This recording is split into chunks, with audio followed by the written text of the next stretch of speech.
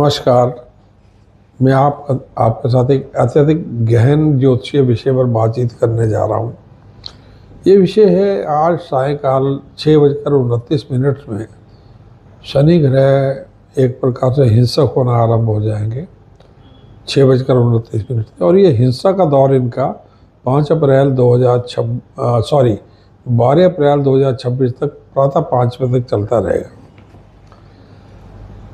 ये हिंसक दौर इसलिए क्योंकि शनि के सूर्य भयंकर शत्रु है ग्रहों में।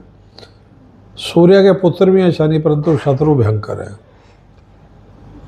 शनि मृत्यु के कारक है, सूर्य आत्मा के कारक है, जीवन के कारक है, जीवन देने वाले हैं। शनि अंधेरे के स्वामी हैं, अध्यात्म के स्वामी हैं और सूर्य नेत्रों को रोशनी प्रदान करते हैं। सूर्य आपकी आईसाइट से जुड़े हुए हैं।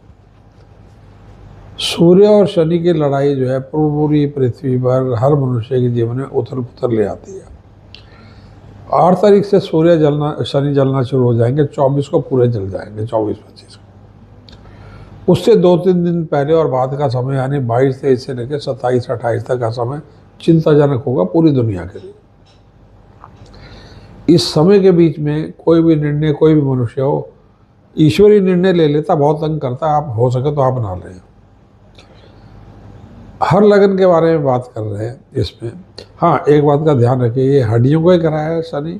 सूर्य हार्ट से जुड़ा है, मानसिक तनाव से जुड़ा है, विटामिन ए, डी और इनसे जुड़ा हुआ है। किसी किसी कुंडली में विटामिन बी से भी जुड़ा हुआ है, तो सावधानी रखनी होगी। हर लगन के ऊपर बात कर रहे हैं। अब मैं वृश्चिक लगन में क्या होगा ये बात करने जा रहा हूँ। आप अपनी पूरी डिटेल सॉफ्टवेयर कार्यक्रम में फीड कर दें। यदि 8 नंबर या वृश्चिक या स्कॉर्पियो दिखा रहा है तो आपकी बात हो रही है, या नाम का अक्षर में से कोई एक। वृश्चिक लगन में सूर्य का इस समय सूर्य, मंगल, बुध और राहु चतुर्थ भाव में चल रहे हैं।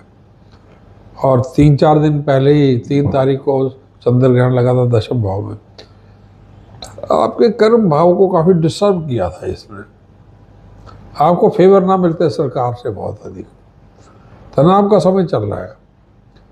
परंतु शनि जो है आपके चतुर्थ भाव का, तृतीय भाव का स्वामी है, छोटे भाई बहनों से जुड़ा है।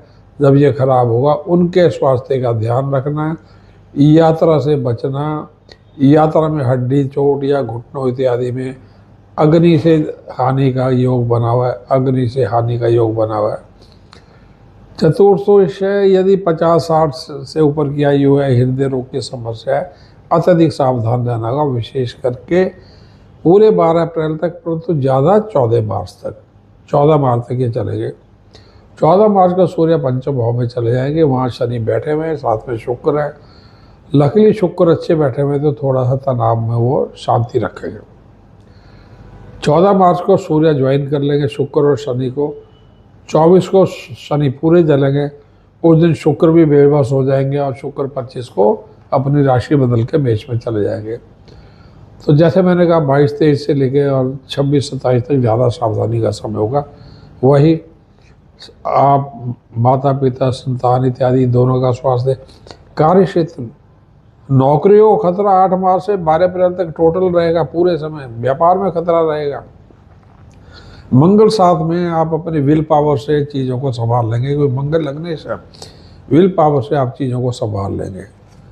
परंतु मंगल जो है मांगलिक में चतुर्थ भाव में, तो जीवन साथी के साथ में विशेष सावधानी रखनी होगी। वो भी 25 मार्च के बाद।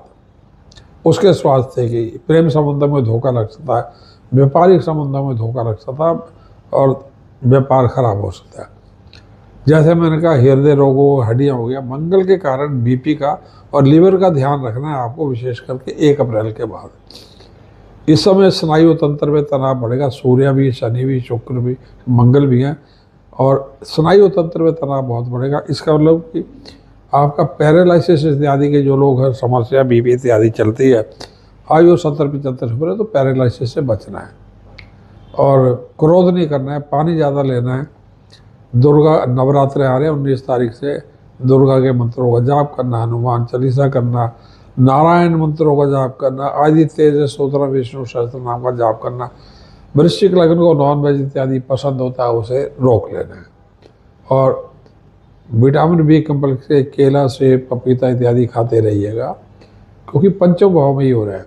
गर्भवती स्त्रियों को विशेष रूप से ज़्यादा सावधानी रखनी होगी पूरे समय, और वो भी 2 अप्रैल से 12 अप्रैल तक। दुर्गा की पूजा करना, सूर्य की पूजा करना, विष्णु की पूजा करना, शंकर की पूजा करना, गायत्री मंत्र करना, और शनि के लिए दान कर देना गुड़ और गेहूं और काले उड़द।